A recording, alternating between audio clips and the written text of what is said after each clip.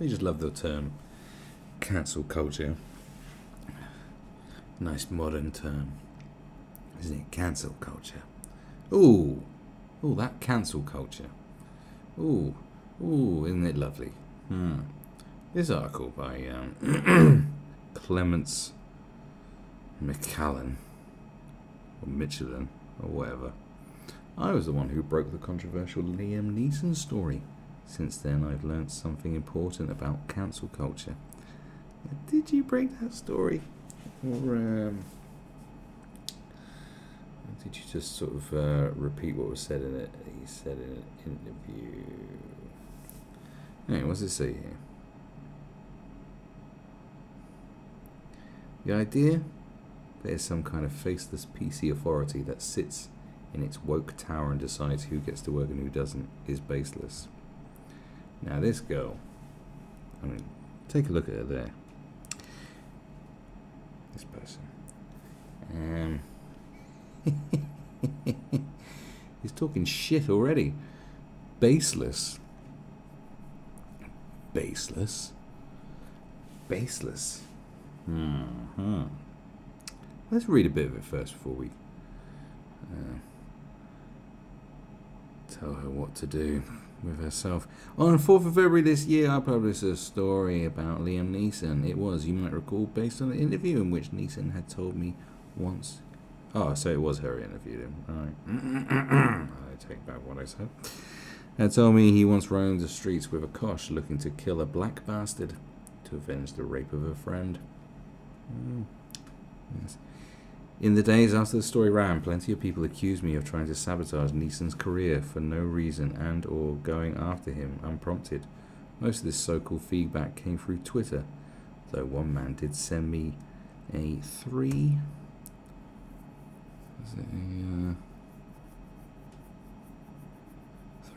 handwritten letter in which he called me less than a human being for doing my work.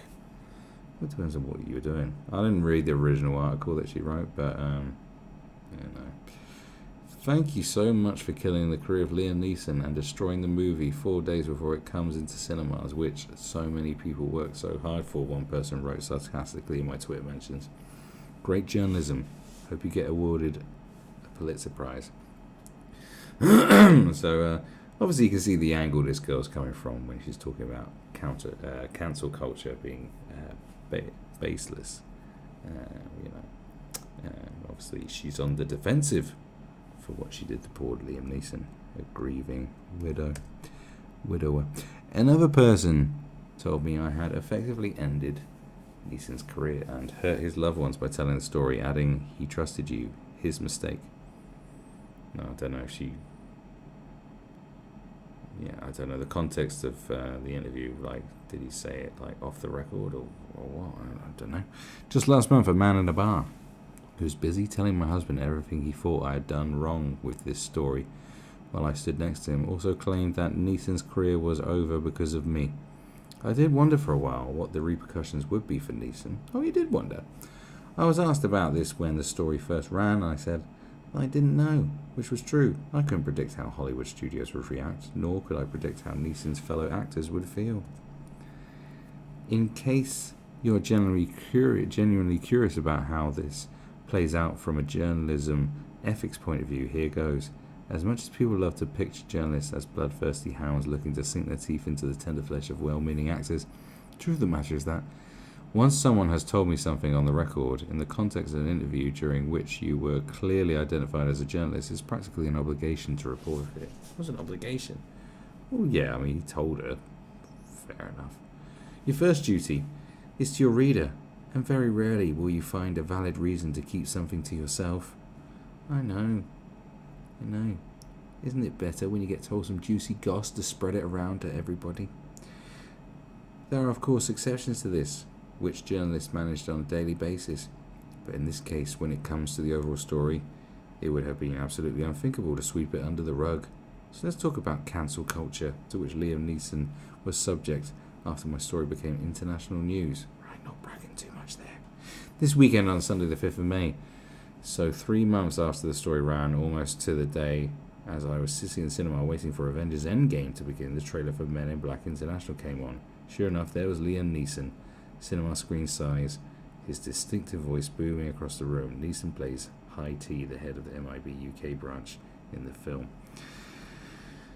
There were some calls for him to be digitally removed from it after the interview ran, but that has clearly not come to pass. A couple of days later, this headline appeared in the entertainment industry news website Deadline. Lionsgate take UK rights to Liam Neeson's star Made in Italy.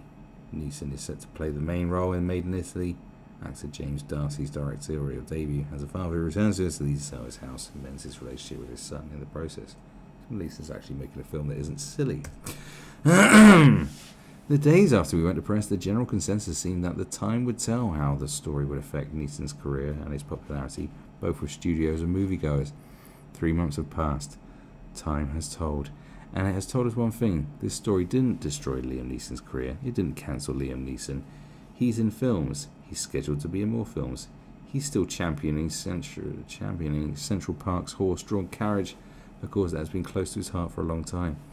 Liam Neeson is still working. I'm not saying this is a good thing or a bad thing. Oh, right. I'm not saying this is a good thing or a bad thing. It's up to you to decide this racist bastard should be employed or not. What I am saying is, if this story teaches us one thing, is that cancel culture isn't real, and if you fear it, you're afraid of the wrong things. So I'm going to have to stop you there, baby case. Just because you have one example of how cancel culture didn't come into play, doesn't mean it's not real. You know, it's like going to jail and not getting raped in the shower. It's like, well, prison rape's not real. No one raped me in jail. It's like, doesn't mean it doesn't happen, does it? Yeah, does it? Haven't we got countless examples? Didn't Danny Baker just get sacked for putting up a picture of a monkey? I know James Gunn got sacked, but then re-employed again, which is probably like, you know, they probably did that as a strategic thing to, you know, let things die down a bit. There's Roseanne Barr, you know. I mean, look at Roseanne, right? Roseanne comes back on TV screens after decades off and becomes the #1 hit show again. People praise it, love it, despite it like having a balanced view, you know, her being a Trump supporter and all that. It's surprising that the thing actually made it to air, but people really took to it. And then suddenly, she compares a woman to looking like an ape, and cancelled. In fact, killed in her own show, the show that bears her name. She is killed dead. Yeah, not just killed. They're saying, we're going to kill you. We're going to kill your beloved character that bears your name. You're going to be dead now.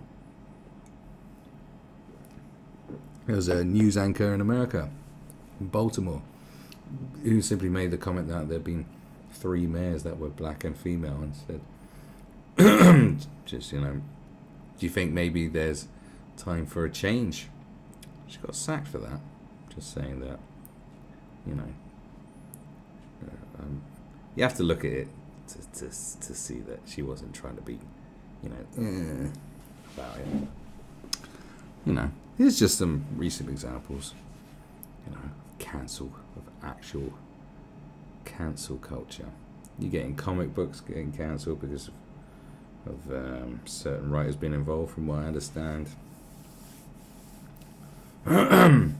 You know, shit. Look at Sam Hyde. And this is like when this stuff started like bubbling up. This is a few years ago. You know, Sam Hyde worked hard for years, him and a $1 Million Extreme, get a show on Adult Swim. Then some haters come along and say, oh, it's the show for the alt-right, because some of the fans might, as if, you know, serial killers are probably fans of the Avengers. Doesn't mean that you should ban the Avengers because a few serial killers are fans. But, you know, Sam Hyde got, and $1 Million Extreme, World Peace got cancelled because of pressure. That was cancel culture. What does Sam Hyde do now? Well, he's still doing his own thing. He basically does streams on his own website we have to pay for. But as far as his bursting into, semi-mainstream. That's dead, man. That's all dead. That's cancel culture for you. Work that fucking hard, get your big break, and then get fucked like that. Cancel culture. It exists. It's existed for a while. Look what happened to Dapper Laughs. I'm no Dapper Laughs fan. I mean, look at me. Do I look like an idiot to you? But, people do like that. People like Dapper Laughs. Fine. Whatever. Fine. People like Love Island. And shit. Gets his show cancelled. Because he was making jokes whilst doing a stand-up routine. But apparently, no, he's not a qualified stand-up because he didn't go to Cambridge or some shit. They done him. This is a few years ago. Well, there's no such thing as cancel culture. You fucking mental. What the fuck are you on about? No such thing as cancel culture. So many people have been cancelled. Things have been cancelled. Logan Paul makes an ill-advised video of a dead body in a forest notorious for having dead bodies. What happens to him? He gets his show cancelled. Also gets restrictions put on his YouTube channel. That was called for by loads of people. Did he deserve that? No, I don't think he deserved that at all. He deserved the ridicule that he got, and he got that in an abundance. But to get that cancelled, no. PewDiePie obviously hasn't had his YouTube channel deleted, but he did have his YouTube, I guess it is a YouTube Red series. Is that YouTube Red? Is that the thing? Scare PewDiePie. Second series of that. Already filmed and shit. Cancelled. Because of the stuff from the Wall Street Journal. Cancelled culture. We live. There is such a thing as cancel culture. Do you want me to go on with things that have been cancelled because of pressure by online hate mobs? I can continue if you like. There's plenty more there. Is there such a thing as cancel culture, my friend?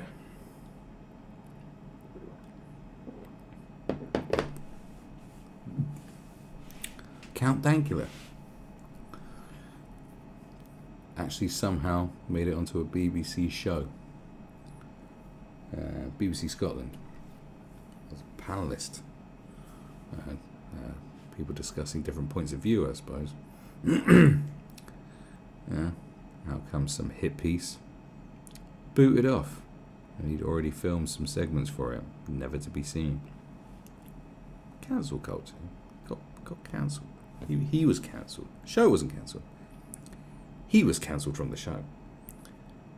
It's cancel culture. Okay. Alright. The pressure to have people removed from social media platforms. Loads of recent examples. Cancel culture. They were cancelled. Because of the culture. Because of the culture of cancel culture. They were gone. So that happened. Should I think of some more examples? Do you want? How much evidence do you want? You have one example where you think cancel culture doesn't exist, because apparently you rate yourself so highly. Apparently your story had such impact that if cancel culture was real, because of how much cred you got, how much clout you got in the journalist game, that Liam Neeson surely would have been cancelled out after your story. So it cannot be true. It cannot exist. Because your story, your interview with Liam Neeson, didn't have any effect on his career. So it can't exist because your story was that important. Because you are that important. If cancel culture existed, then he would have got cancelled because you are that important. Yeah. Or is it the fact that, literally there could be a Twitter account with about 54 followers and no blue check mark could, tweet something out that would get someone else cancelled, and that makes you feel very small and insignificant, that this Twitter account that probably tweets every 2 months has more clout than you do in terms of getting people, booted off jobs and having shows cancelled and channels deleted and so forth. Is it the fact you feel very insignificant compared to that Twitter account with 54 followers? Do you feel just a mighty bit silly now? Is that what it is? Do people get held accountable for what they say or do? And does this happen often by the way of media? Yes. The idea that there is some kind of faceless PC authority that sits in its woke tower and decides who gets to work and who doesn't is baseless. It's not baseless because I just gave you countless examples. But do go on. So is the idea that a single reporter has the ability to take down a well-liked, powerful man? You might be thinking, but what about Harvey Weinstein? Ronan Farrow took him down. To which I would say it wasn't just Ronan Farrow. It was Ronan Farrow for the New Yorker and Jodie Cantor and Megan Twohay for the New York Times as they shared Pulitzer Prize suggests, and they didn't take down Weinstein on their own. They did so with the help of many women who came forward with allegations. So that's your other example, is Harvey Weinstein, who is up for multiple counts of naughtiness against women. That's your example. That's not cancel culture. That's the same what happened to fucking Jimmy Savile, except he was in the grave and the likes. Bill Cosby, that's not cancel culture. That's being accused of being a rapist. That's like legitimate. That's like legitimate concerns. It's like not like Liam Neeson. It's like, when you were 20 and you told that story about like how you wanted to, doing a black person because a black person raped your friend. That's a bit problematic. It's not the same as going, Harvey. Multiple women have come forward and said you raped them, Harvey. It's a bit problematic for the company at the moment. Come on, you're crazy. A lot of the belief in cancel culture comes from the fact that people often think they have to decide how they feel about someone right away and that this opinion will have to be valid forever. But it should be okay not to know precisely how you feel about someone, especially when shocking information comes to light. And it should be okay to allow your opinion to change over time as your brain gets more comfortable with the facts. But this fear that if someone famous says the wrong thing in front of a reporter at a given time, then they are finished, this fear is unfounded. It's not how Hollywood works. Yes, we do live in a social media happy culture where people can catch a lot of flack fast because of what they say and do, but that's not PC cancel culture madness, that's just real-time reaction. And as the fallout from my Liam Neeson interview has proven, is rarely a long-term consequence. No, there are long-term consequences. Like I said, there are people who have lost careers and shows because of this cancel culture. So what on earth are you talking about? The only example, this is what I'm saying, the only example you could make is your experience with Liam Neeson.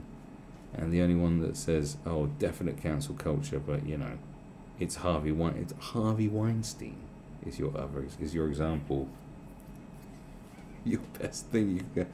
Well, I know you could say Harvey Weinstein was cancelled, as if everyone out there is screaming and up in arms about Harvey Weinstein being cancelled, as if that's everyone's concern about cancel culture.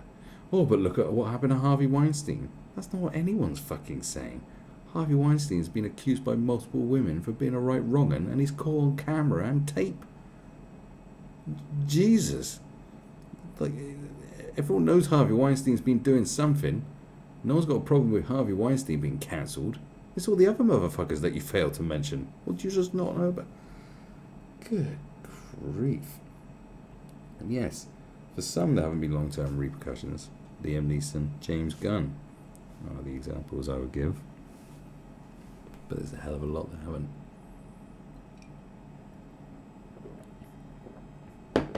Look what happened to Alex Jones. That whole thing is based on the Sandy Hook thing. Something which which later on he's apologized for and said no, he was wrong. He has said that a few times since then. Doesn't matter. He said it. That's cancel culture. I mean, he got fucking... You can't cancel something that he created, that he owns, but he got cancelled off a lot of fucking platforms. That's cancel culture for you. Not that's the real reason why he's been deplatformed, but that's the reason they're going with. Same thing, I guess you could say they're using for Carl Benjamin.